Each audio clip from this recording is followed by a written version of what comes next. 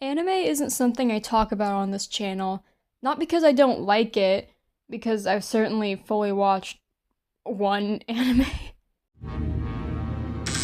Too much coffee. I should have just pissed in the sink in the teacher's lounge. No one would have known. Or maybe in Mrs. Hadley's thermos. But because this just isn't the type of content I want to cover on this channel, as it's mostly about art and video games, because those are my two main interests. But today will be my only exception.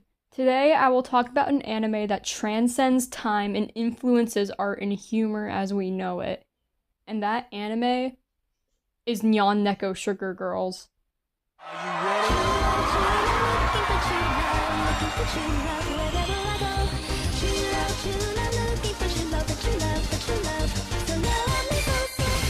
Nyan Neko Sugar Girls is an anime exclusive to YouTube created on April 9th, 2010 by the acclaimed Japanese artist Yoli-chan, also known as Soap Opera 46.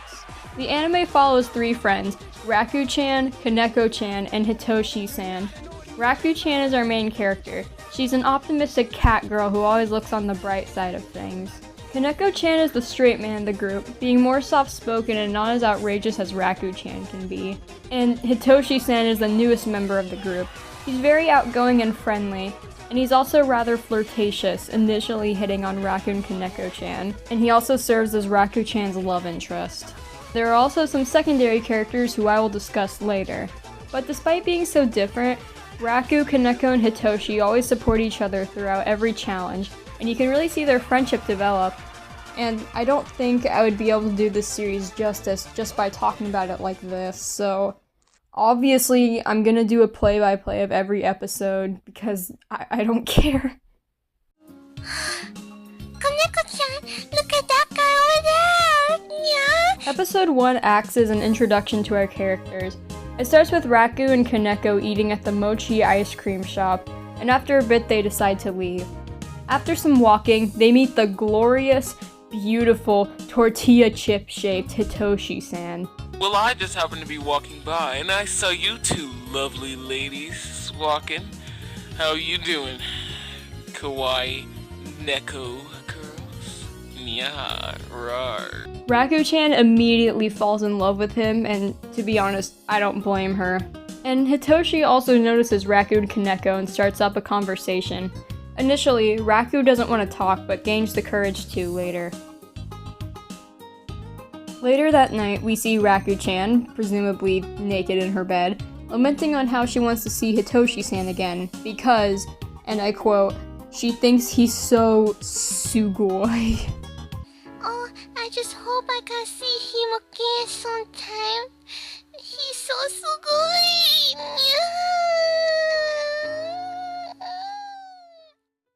Okay, Dosei-chan, let's go outside, okay? We go in the sunshine, you know? Come on, Dosei-chan. So when regarding episode 1.5, I think this one's pretty interesting actually because technically this is lost media. Originally, this episode was uploaded to YouTube in 2010, but a feud with a voice actor caused it to be taken down and edited. Presumably, said feud happened with Dulcie-chan's voice actor because she stays mute during the whole thing. But anyways, let's just get back to the review. This is the mandatory beach episode, but they don't actually go to the beach, they go to the pool. And they also introduce Dulcie-chan, Kaneko-chan's presumably adopted sister, as well as a bit of backstory for Raku-chan. We figure out that she isn't an artificial cat girl, as she just came out of the womb with cat ears and a tail. So, how'd you become a Neko girl? Huh, I was born that way.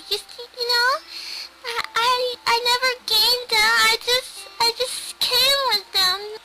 Was your mom a cat and your dad was a person? No, actually my dad was the cat. Oh, I see.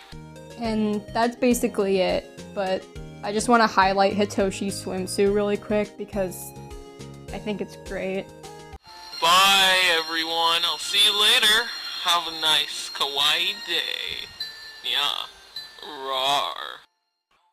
Ah, some nice pocky and ramune. My favorite. In this episode, we learn more about Hitoshi. We learn that his favorite breakfast is Pocky and Ramune, and we also get our first instance of feet in this show. But as Hitoshi is about to eat his breakfast, suddenly a kidnapper jumps through the window with the intent to abduct Hitoshi. This is Bokutachi-san, and I'll talk more about him later. But anyways, as soon as he's introduced, you can really tell that Bokutachi-san is really into Hitoshi-san, and the reason he wants to kidnap him is for less than PG reasons. Cut to Raku-chan and Kaneko-chan shopping at the kawaii underwear-chan store. They finish getting their panties, and they end up overhearing Hitoshi-san screaming for help. This scares Raku-chan, and she's urgent to help him. And that's where episode 2 ends. This is our first and only proper cliffhanger. What'll happen to Hitoshi-san? Who knows? So we're just gonna have to check out episode 3. Like I said, we're just gonna have some fun. So episode 3 starts, and Raku-chan and Kaneko-chan are still trying to save Hitoshi. Meanwhile, in Bokutachi-san's lair, he ties up Hitoshi. Then Hitoshi starts preaching in a way so glorious that I can't do it justice unless I just show you. I'm not even supposed to be here. You have no right to hold me captive. There's freedom in this country. This is America. Japan. Bokutachi doesn't care, however, and strips Hitoshi of his freedom. He then requests Hitoshi to get down on his knees. He complies, and we get a little bit of foreshadowing. Hitoshi seems to enjoy this, actually. Then Raku-chan and Kaneko-chan jump in to save Hitoshi, and they thwart Bokutachi's plans and escape safely. Arigato gozaimasu, you two. I'm very arigato-ful. Hitoshi-san! Hitoshi-san humbly thanks Raku-chan, and the episode ends. What a compelling two-parter. Sayonara, kawaii Neko girls. Nya. Roar.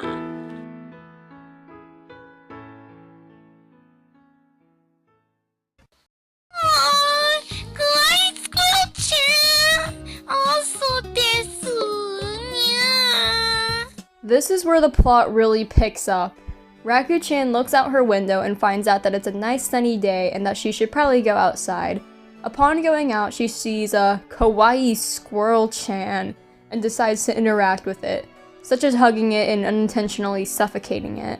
Acting on its animal instincts, Squeaker-chan, yes, that's the name, bites down on Raku-chan's arms, and she screams for nearly 2 minutes straight. Squeaker,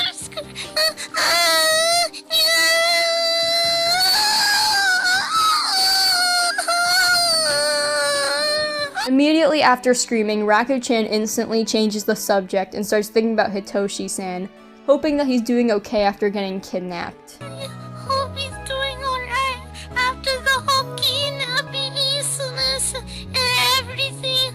Oh, Hitoshi-san.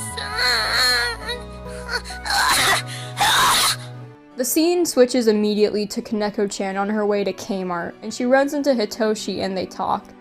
Kaneko-chan decides to tattle on Raku-chan, revealing to Hitoshi that she likes him, and I don't even know how to describe this next part besides the fact that it has a copyrighted song, so... I just wanted to tell you that, you know, Raku-chan thinks that you are really sugoi, nya.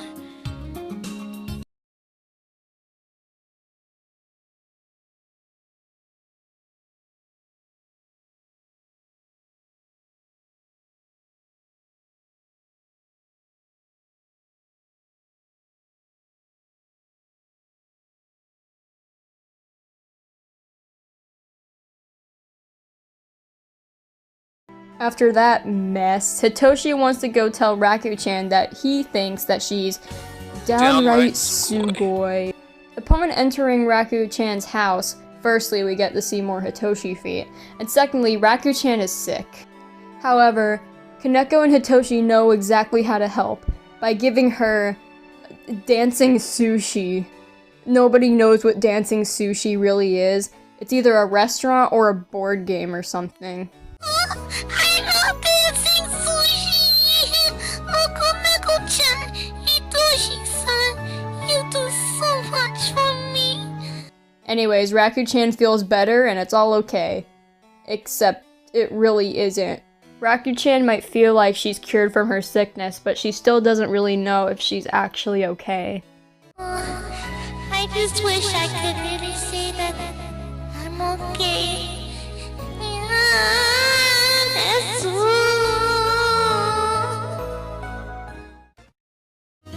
Well, hey there, Neko girls. I was just about to go to your house, Raku-chan, to see if you were doing A-okay. Yeah. Roar. Strangely enough, episode 5 isn't on Soap Opera 46's channel anymore. It was most likely unlisted, but still, I don't know why. But anyways, Raku-chan wakes up to her telephone ringing, and it's Kaneko-chan. She suggests that's her and Raku-chan visit the vet to see if Raku-chan is having any issues regarding the bite from Squeaker-chan. On their way, of course, they run into Hitoshi-san, and he has another erotic fantasy. And he also tags along with the girls on their way to the vet. Strangely though, when they're in the waiting room, Raku encounters an actual cat and dog. But there's no time for that. It's time to see if Raku-chan is doing okay. What seems to be the problem? This is Vet-sama, also known as Mina-san. She's the vet, and she's genuinely the smartest character on the show. Through Vet-sama's test, we learned that Raku-chan unfortunately has rabies, which I guess is the cat girl equivalent to cancer or something. Vet-sama asks if anything could have caused the rabies, and Raku-chan lies. She never mentions the squirrel, seemingly to gain sympathy. Eventually, the group leaves, and Hitoshi-san reassures Raku-chan that he and Kaneko-chan will always support her and that she's never alone. Okay, Raku-chan. You're not alone, and you'll never be alone. We're always here for you. You know that. You know that. You know that. After this talk from Hitoshi, Raku-chan finally wants to tell him how she feels, but Kaneko-chan interrupts. She brought everyone her special, mochi ice cream and green tea, to cheer everyone up. But despite getting diagnosed with a terminal illness, Raku-chan ends this episode realizing that she has true friends that'll never leave her.